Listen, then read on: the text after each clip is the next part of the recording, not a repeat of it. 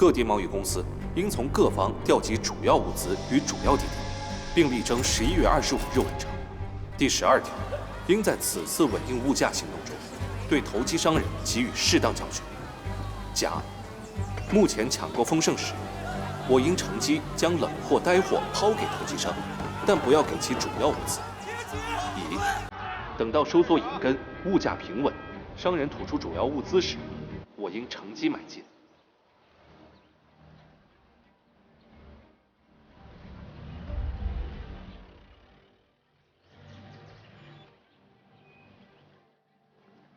好，走。季参谋，请。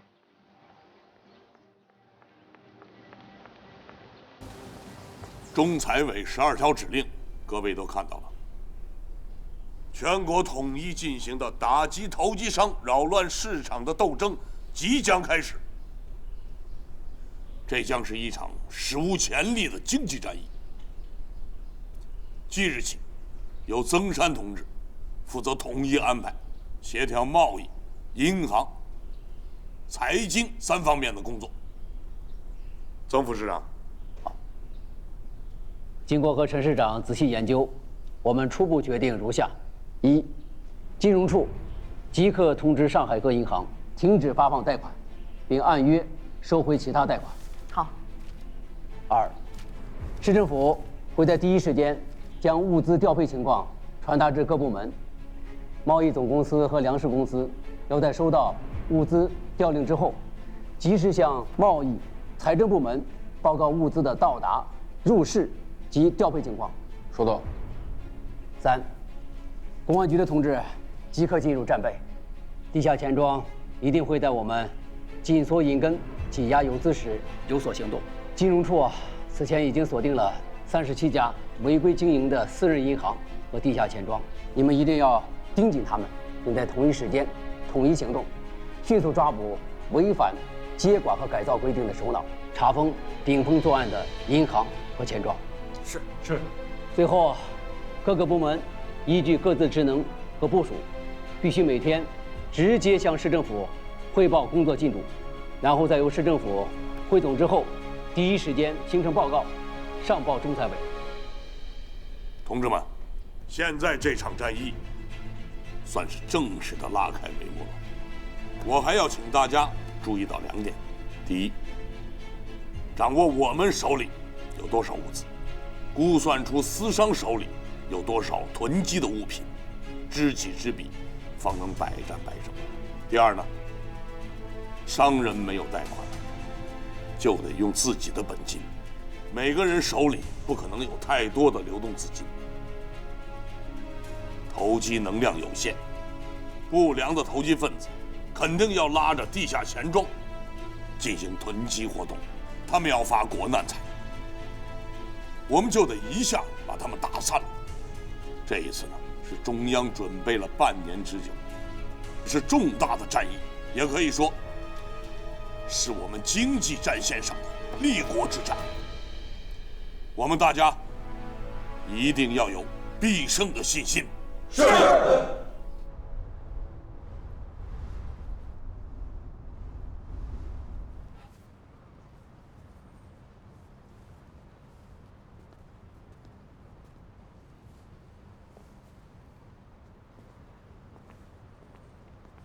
好的，好的，好的，我一会儿就去医院。好，好，好，好，啊，在位，在位。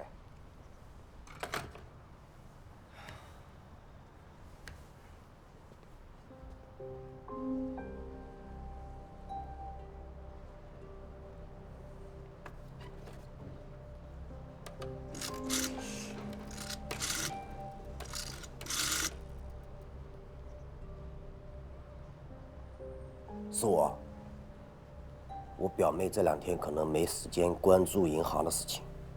怎么，她男人死了？你这个人做事情毒嘴巴也这么毒啊！不是死掉了，是活过来了。你到码头仓库来一趟。啊？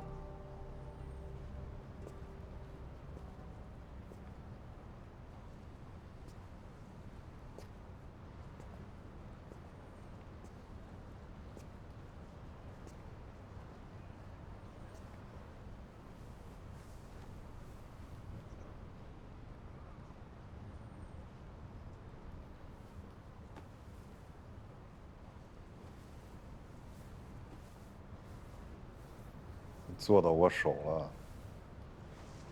哥，你醒了？傻小子，你又逗我，这种事儿可不能开玩笑。我好不容易才有你这么一个亲人。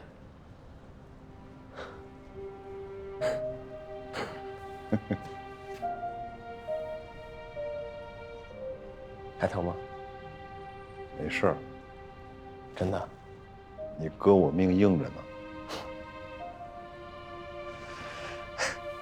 哥，你答应我，以后执行任务千万小心，你还得照顾我。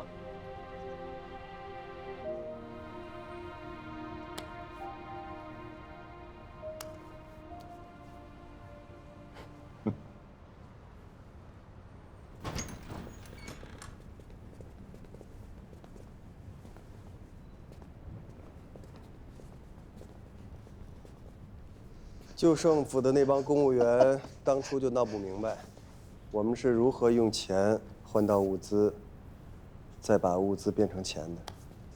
现在这帮人依旧闹不明白。你别说他们了，我要不是亲眼看到啊，我都不知道司徒兄这么神通广大呀！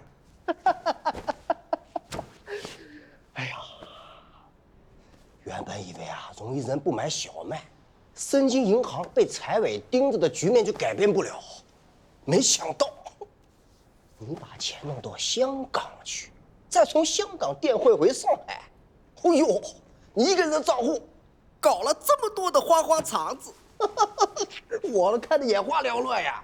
数钱数到眼花缭乱，不是件很幸福的事情吗？幸福幸福，太幸福了！哎呀，这下我就踏实了。好了好了。哦，司徒兄，啊，我先走了，我要去趟医院啊。找你那位青如小姐，马上就成老婆啦。等咱们这笔财发到了，我把我的公馆好好修葺一下，摆上几桌，到时候司徒兄要来赏光哦。哎呦，这可是天大的喜事，一定要吃你2杯喜酒。哎，随便吃。到时候给你准备一份大礼。哎呦，那我就先谢谢侬了。我先走了啊。哎，晚上把门锁好啊。这位，这位。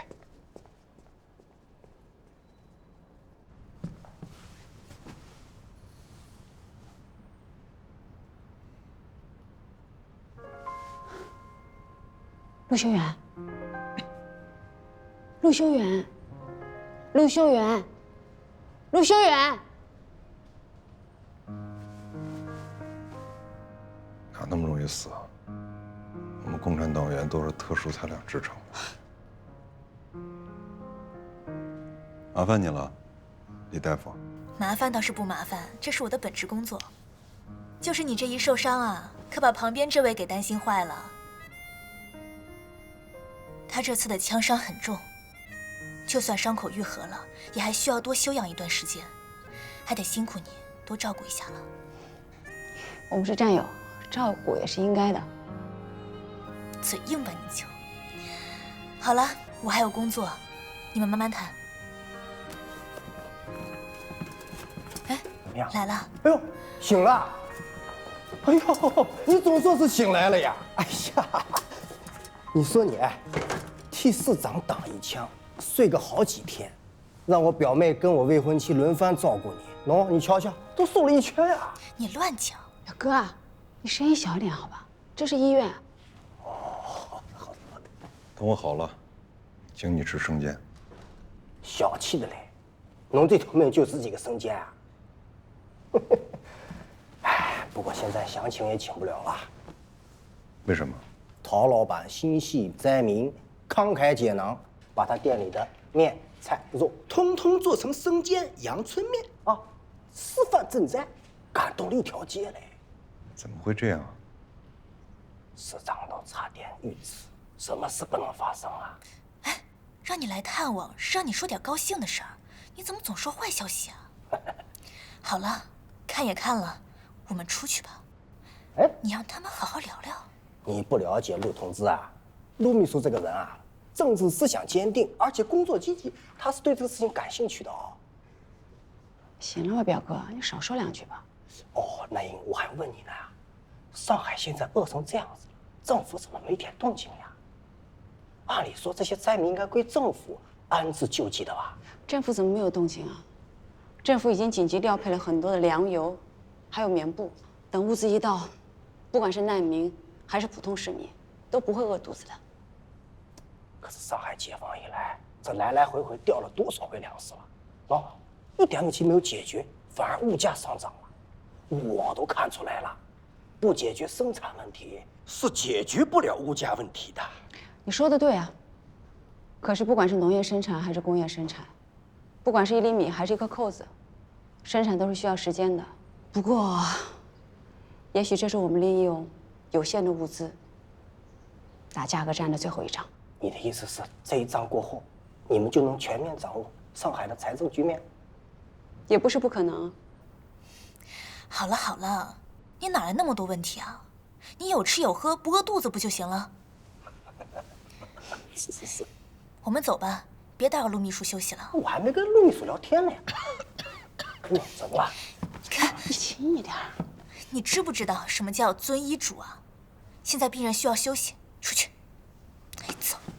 啊，好，你休息啊，回头我再来看你。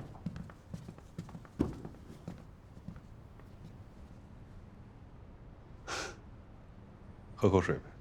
啊。物价的情况真的这么糟吗？陈市长，你要忙着解决问题。你可以提醒李世英局长，让他多增加身边的安保。放心吧，都安排好了。你自己伤成这样，你还在担心陈市长？你不知道，8.13事变之后，要不是陈市长救了我，我就死在逃难的路上。所以之后你一直跟着陈市长。其实我听陈云主任说过，陈市长在华东地区经历的那些事儿，你们真的是受苦了。你要是一直跟着我们，经历一次又一次的困难，又取得了一次又一次的胜利，你就不会觉得苦了。我们现在不也一起共度难关了吗？来，小心烫啊！小心烫。刚才忘记问你们了，晚上给你们准备夜宵，想吃什么呀？林老板，麻烦你出去。行了，你没事了。哦，好的，阳春面好了。要么黄鱼面吧？啊，黄鱼面。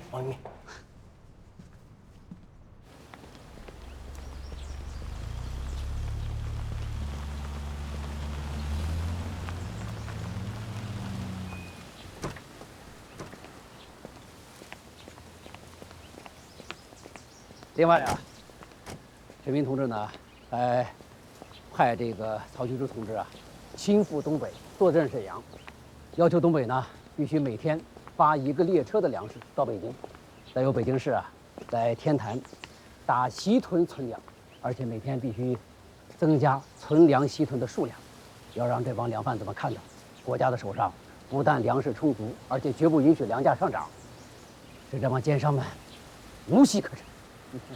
这个就是宋时李时忠传说的“今修筑，必广发兵，大张声势”。曾副市长，我有个想法，我们在上海也造一回事。造势？怎么造啊？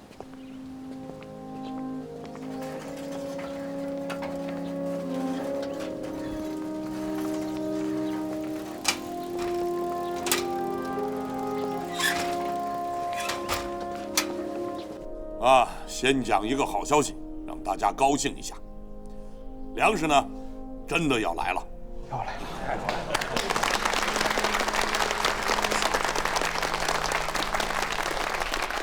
好，弹药到了，就要打仗了。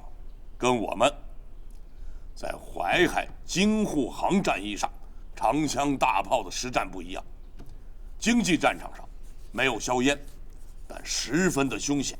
这一仗呢，我们不光是要胜，还要确保到明年秋收，上海的经济生产物价稳定。所以这一仗准备的时间长，打起来也会很艰难。以前我们真刀真枪都没怕过呢，这次就更没什么可怕的了。是，陈老总，你说吧，你说怎么打，我们这帮人就跟着怎么打。对，是。好啊，那先请季南英同志啊，把情况向大家通报一下吧。好，各位同志，从我们反复核算的数据来看，控制私人银钱流动性的工作已有成效。中财委发出决胜通知，中央层面对货币和物资已经高度控盘。现在关键的问题是，上海还需要1亿斤的粮食。1亿斤，粮食是命根。先不要说我们有没有1亿斤，就算是有1亿斤粮食了，我也不会全部都用到跟投机商打价格战上。是。6月的米粮之战，2位市长已经押上了粮库全部的粮食。这一次我们在战术上会有什么调整吗？那个时候呢，我们是刚到上海，跟投机商第一次交手，他们还搞不懂我们的战术思想。再加上呢，马上到9月的秋收，我们可以把全部的力量压上去，迫使他们缴械投降。但是这一次不同，我们就这一点身家，要省着用。这一次要讲究点战术，我们商议决定呢，这一次我们要先发制人。先发制人？怎么先发制人啊？先别议论了，听陈老总把话说完。曾副市长，我给你5000万斤粮食，你给我打赢这场经济战。5000万呢？好啊，5000万斤先发制人，那我们从一开始就要造出实打实的声势，这样才有可能赢啊。陈老总啊，你刚才说的要造声势，闹了半天就是要把这个压力放到我们财委的肩膀上，让我们去开锣造声啊！哎，我要的是绝对的胜利。要得。同志们不要紧张啊！投机商啊，之所以能够横行这么多年，其实赚的就是特定时机里的暴利。如果现在啊，我们明确地告诉他们，这个时机已经被我们消灭了，那么他们还能像之前那样，仗着对前方战事有几分了解，仗着手里囤了一点粮食，就能够坐地起价，大赚昧心钱吗？那他们偏偏要赌一把，并不相信时机会被我们消灭，或者他们觉得他们手里掌握的这些物资能够扭转他们的败局呢？开市，粮食价格就减半，继续的投放市场。这些个投机商能吃掉几千吨，甚至上万吨的粮食，但我就不信，我几万吨的粮食压上去，他们能吃得消？如果是这样，我们稳赢了。现在上海正常来说每天要消耗300万斤，根据上一次米粮之战的经验来看，这一次一开局就要震慑对手，所以我建议这次每天增加2倍。我看2倍不够啊，南英同志，我每天给你们1000万斤粮食，越早消灭对手越好。5000万斤，也就是25000吨，坚持5天能行吗？上次我们2天就打完了。这次可是全国各区统一行动，时间可不是我们说了算。同志们，大家要知道，所有的投机分子啊，都有一个相同的特点，买涨不买跌。我们这次拿出5000万斤的粮食，狠压粮价，相信啊，粮价一定会下浮。投机分子为了保住最大的利益，他们一定不会孤注一掷的。当然了，如果真有人利欲熏心，非要跟我们争个你死我活，我们也不介意多跟他较量几天，集中我们的优势火力，狠狠地打击他们的弱点，击溃他们的信心。这次我们上海不是单打独斗了，是全国统一行动，是大战略、大战场。其他的地区呢，都有了动静。上海的物价还能够坚挺吗？其实我有一个大胆的想法，全国经济战的核心阵地之所以在上海，不仅因为上海面临粮食短缺，同时像棉纱这样的重要工业原料也是面临短缺的。如果我们这一次调整战略，我们可以先打一个棉纱战。棉纱战，这个想法好啊！我们目前已经接收了很多调配过来的棉布、纱布，未来还会有相应物资到达。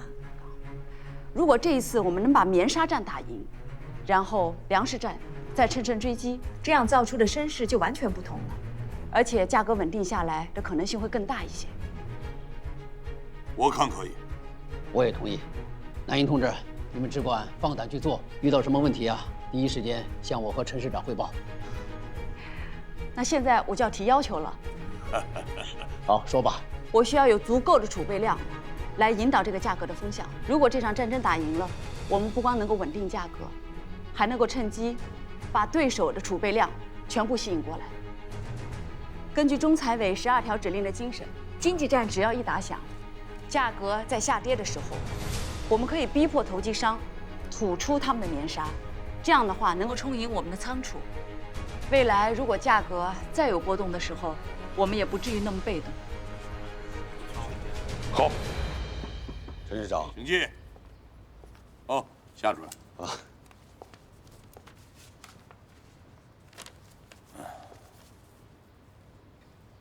好，坐。好。小陆，倒水。小陆不在，是不是有些不习惯啊？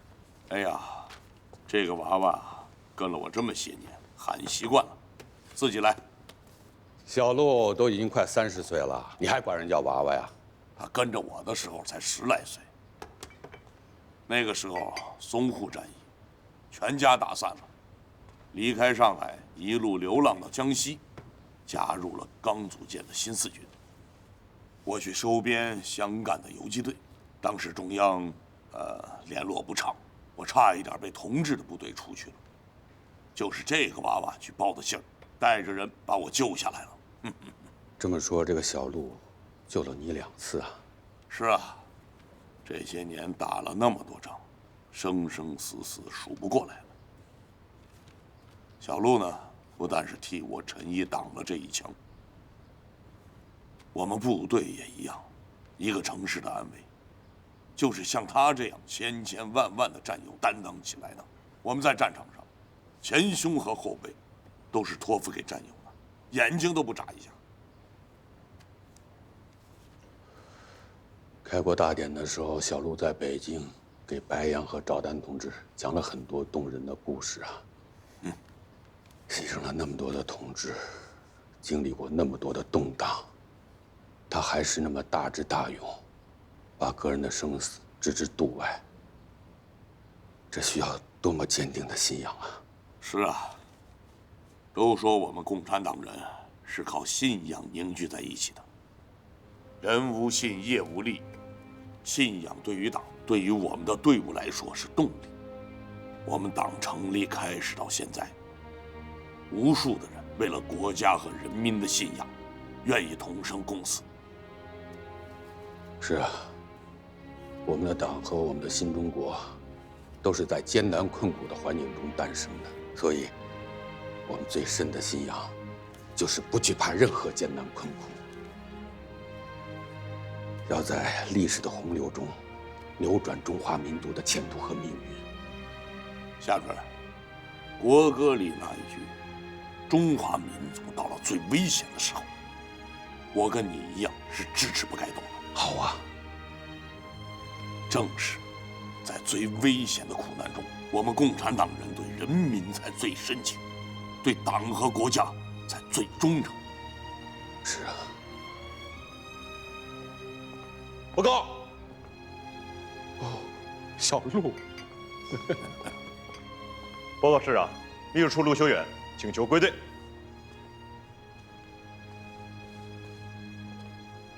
伤养好了，没有问题了。没有问题，批准。可以。经会议商议，现将有关内容发邓子恢并华东、西北、华南财委。以后各地物价报告，特别是猛涨时期，均需指明我之抛售价与市场价，并估计在成交额中两者之比例。沪京两地必须这样做，以便华北各地和华中、华南，以及将来西南在掌握当地价格上较有把握。各地在计算物价平均指数时，必须估计到当地若干物资有余或不足。汉口物价必须每日报告中财委及贸易部。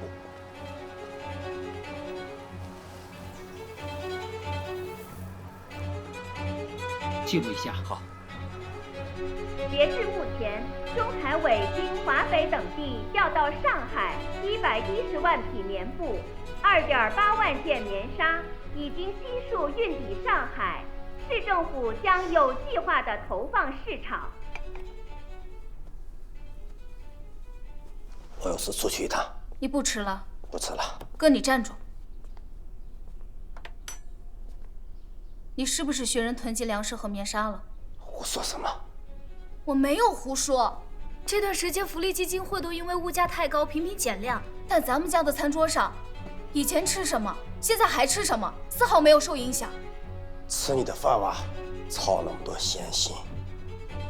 哥，你不要再做错事情了。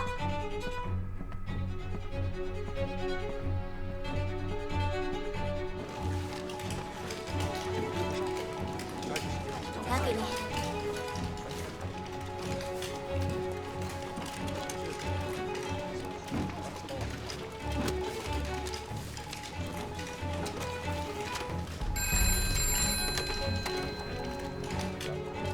季主任，您的电话。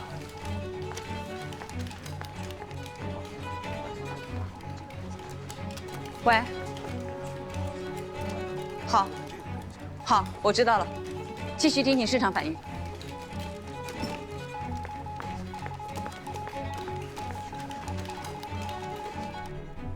各位同志，稳住物价，只是新中国财经部门的第一项重要的任务，必须得完成好，并且要完成得更漂亮。从今天开始，中财委及贸易部需每天随时和各地的财经部门沟通各种物价的信息，并依据中财委及贸易部所提供的消息，及时抛售物资，以确定本地合理的价格。天津贸易公司已收到东北调运的6000万斤粮食，已备好35万匹棉布，5000件棉纱。汉口棉布30万匹，棉纱8000件。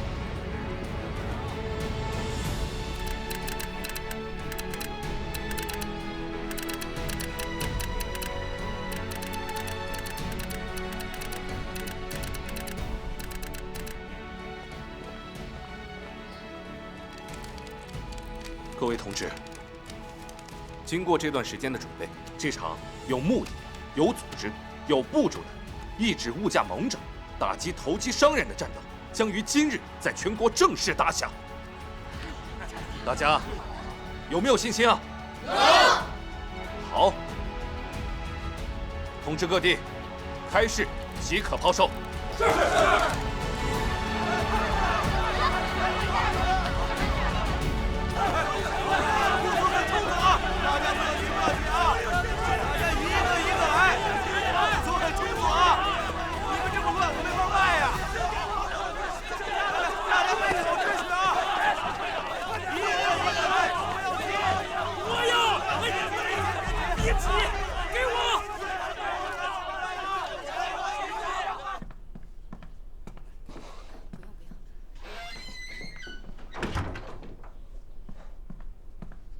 消息不假，棉纱一上市就赔了1倍多的价格，大家都抢疯掉了。我们抛啊！这批我们的接盘价是3万2，他们抛1万8，我们怎么抛？险中找生机嘛。买进。这样好了，要买嘛你自己买好了，把我那部分还给我，我可不想血本无归啊。我的林老板，不要着急嘛。我能不着急吗？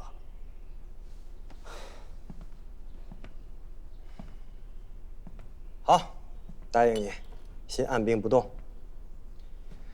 市政府搭台唱戏，总得有人鼓掌。他们既然低价抛售，又有人疯狂吃进，那么我们就把我们的钱庄2日拆借改成日拆。有人卖，有人买，总得有人放水养鱼。咱们要给钱那些想买的人吃进啊！鹬蚌相争，渔翁得利。我们做生意，不就图这个利吗？关键是国营花纱布公司已经没货了呀。对，抛售一空。抛啊，祖宗！这陈毅想借20万匹就把价格压下来，我上海滩的同仁们怎么会答应？我们就是要借这个势，让所有的人都醒过来，动起来。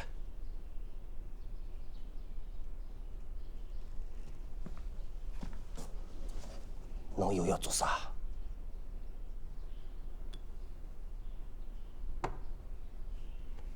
让你赚钞票啊！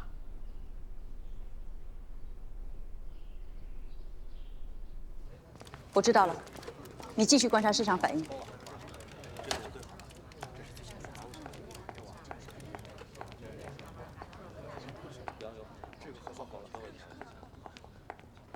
陈市长、曾副市长，贸易总公司第一批销售的20万匹棉纱全部销售一空。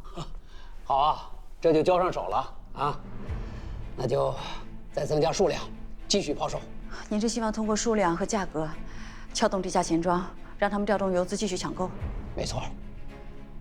希望他们这一次能够减少吃进的量，毕竟这些物资2位市长都是给我打了对折的。季三毛，我们是相信你的能力和你的判断，但是呢，这些个贪得无厌的人，吃不饱是不会往外吐的。一天一个价。这写的什么呀？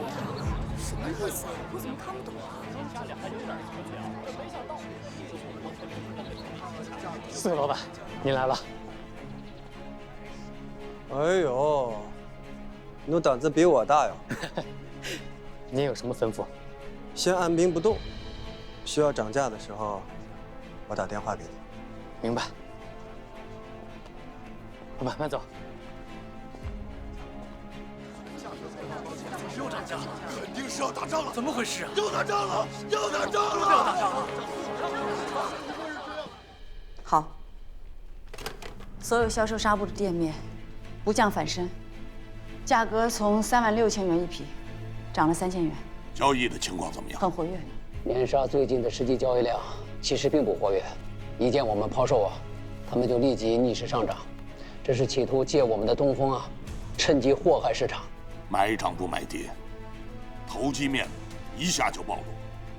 只可惜啊，他们的如意算盘今天是要落空了。既然他们要挑衅我们，那就出售第2批，拖住这些投机商。好。喂，现在出售第2批，再降4000元。另外，查清楚刚才涨价的销售棉纱的公司当中是否还有存量，有多少？同时还有大量买进的买主资金来源。好。战场上，枪声一响，就只有往前冲。是啊，只要知己知彼，准备充分，就没有什么好怕的。现在开市市场就活跃，证明地下钱庄已经有行动了。小陆，给李世英打电话，他们可以行动了。是。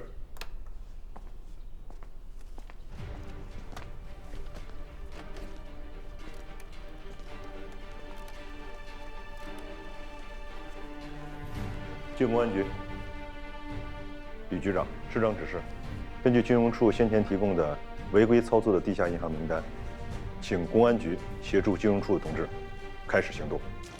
快快快！里面的快点儿！快点儿！李长，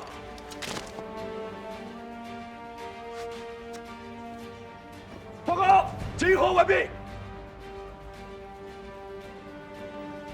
出发！是。快，快点！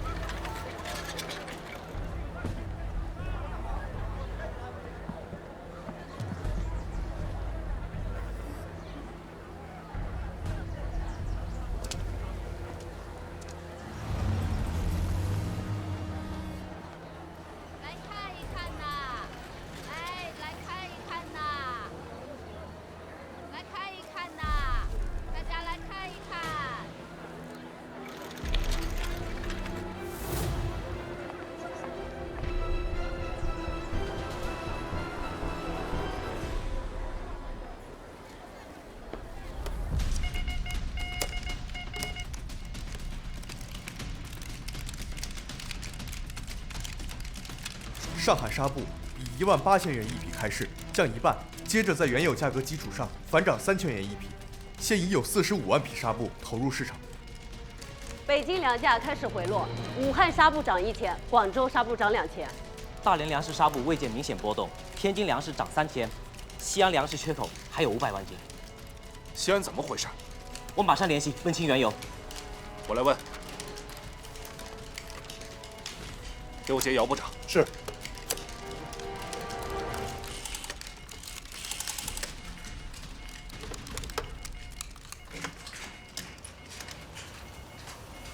姚部长，西安的500万斤粮食缺口到底怎么回事？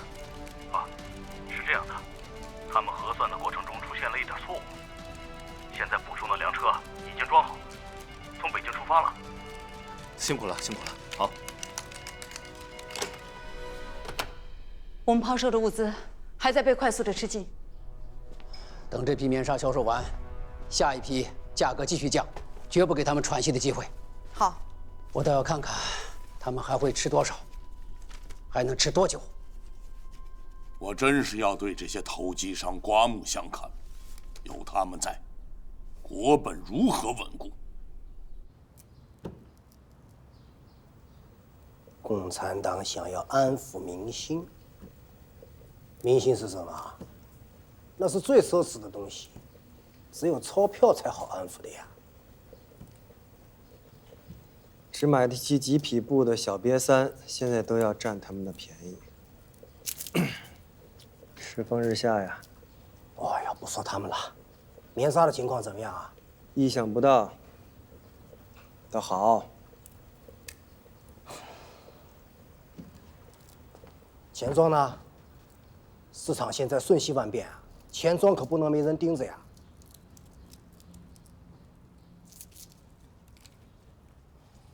反正我们的货呢，是不抛不卖。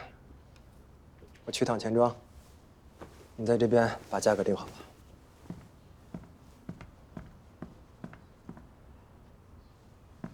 哎，有什么事情派人到钱庄去找我，不许擅自做主。晓得了，能走吧？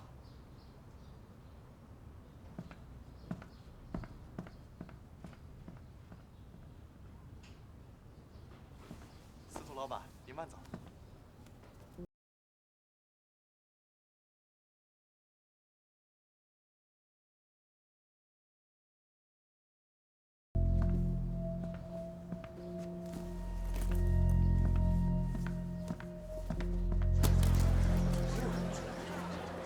能再讲一遍？大家明面标价3万2一匹，其实暗地里已经降价了，都降到2万6一匹了。我们还剩多少啊？还有不到5000匹。好，统统抛掉。可司徒老板说必须经过他同意啊。大度啊！再不抛，赔光了，对你有什么好处？好，跑！马上跑，马上跑！小子，我觉得怎么样？就这么办。请问办什么业务？你好，这是我的抵押贷款证，把货款打到我的账户上。好，请稍等。好。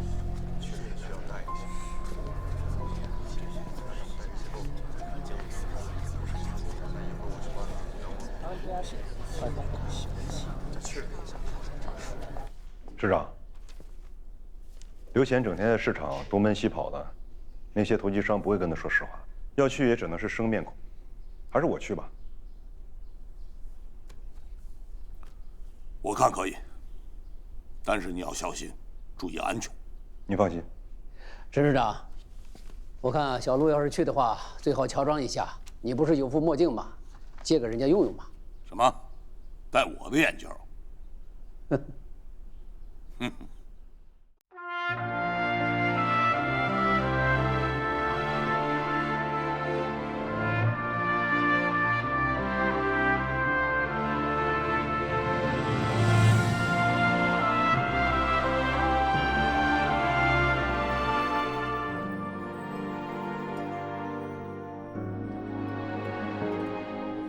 这一路山河，迎着日出月落，你望着九州烽火，仿若当初的许诺。这一腔炙热，走过风雨如梭，你的足迹曾诉说，没放图的波澜壮阔。你是我所有执着，是天地最无畏的宽阔。你是岁月峥嵘的长河，永远有我追随着。你是我所有依托，是心底最眷恋的停泊。你是人间不变的星河，永远有我深爱着，永远有我深爱着，